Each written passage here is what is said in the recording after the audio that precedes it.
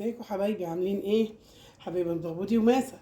النهارده ان شاء الله هنعمل كيكه البرتقال الجميله السهله اللي من غير لا بيض ولا لبن ولا سمنه. ايوه، من غير بيض ولا لبن ولا سمنه، وباسهل الطريقه اللي هتعجبكم جدا وتطلع هشه وجميله معانا ومقاديرها زي الفل.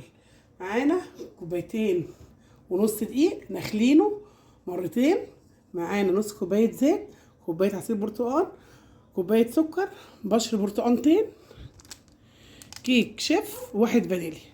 هي اللي احنا طبعا مفيش داخل بيض للفانيليا، لكن احنا بنحطه بيعزز الريحه كده وبيخلي طعمها حلو. نبتدي مع بعض. بسم الله الرحمن الرحيم. اول حاجه هنحط الزيت والسكر. تمام، نضربهم الاول، هنضرب مع بعض كده ونرجع نحط العصير معانا بتاع البرتقال. معلش بقى عشان الصوت اللي هيشتغل، نشيل دي كده على جنب.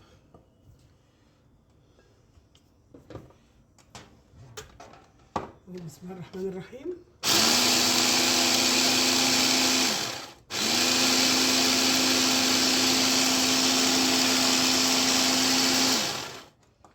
بعد كده انا ضربتها ضربتين، هنزل بعصير البرتقال معايا اهو.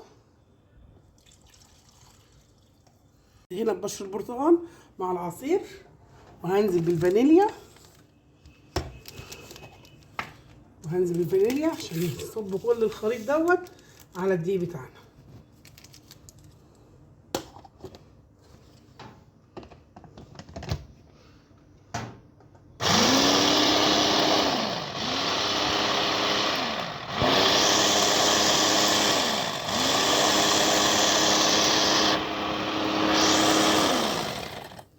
خلاص كده خلصناها.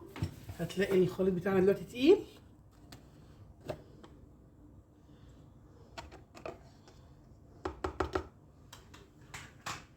هنزل بقى بذرة ملح اهي، ذرة ملح على الدقيق، وهقلب البيكنج باودر برضه على الدقيق عشان يتقلب كله كويس، وهننزل بالخليط.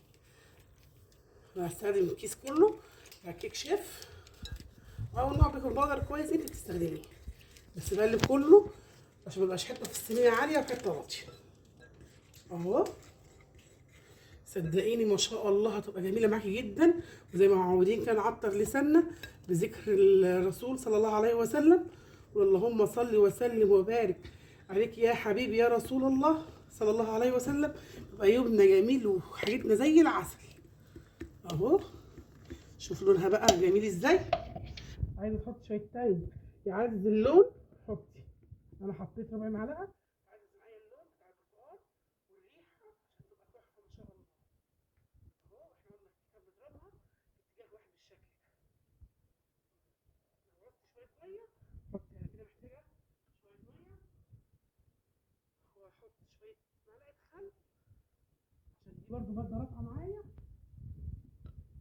في الكيكه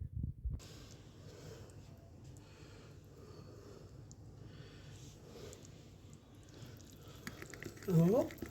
زي ما انت شايفه، زي ما قلت لك محتاجه، لان دي كيكه برتقال ميه يعني مش لبن ولا حاجه. لقيتي القوام بتاعها محتاج سنه ميه حطي. انا بالنسبه لي محتاج شويه ميه صغيرين، هنزل لها بشويه ميه، شويه صغيرين مش كتير اهي. ريحتها بقى ما شاء الله برتقال، واللي عندهم حساسيه من البيض واللبن، لا دي كيكه جميله